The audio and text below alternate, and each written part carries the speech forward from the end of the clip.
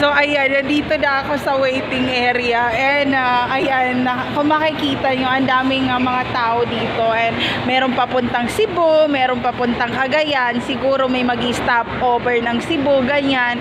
So ngayon, meron akong pa-idea na ginawa kasi nilaminate ko yung copy ng ano ko ng aking ticket. Kasi sabi ko dapat merong backup, hindi pwedeng laging isa lang, dapat mayroong backup, ganyan. Tapos tumawa sila sa akin. So, kasi ginanito ko siya, paano lang na idea para malaman nyo. So ayan,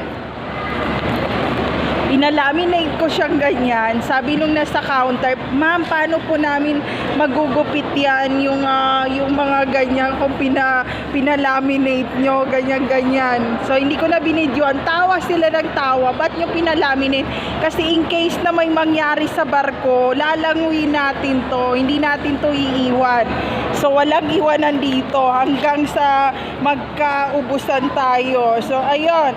So ngayon, sabi ko, don't worry, meron ako pa-backup dyan. Sabi ko, wag kayo mag-alala, wag yan ang gupitin nyo. Meron ako nitong extra. Tapos pinakita ko to na meron akong extra ganito na pinaserox. So tawa sila ng tawa. Sabi, hindi namin naisip yun sabi ko, ako lang nakaisip niyan. Wala pang gumawa niyan dito na pasahero, ako lang. So I'm win!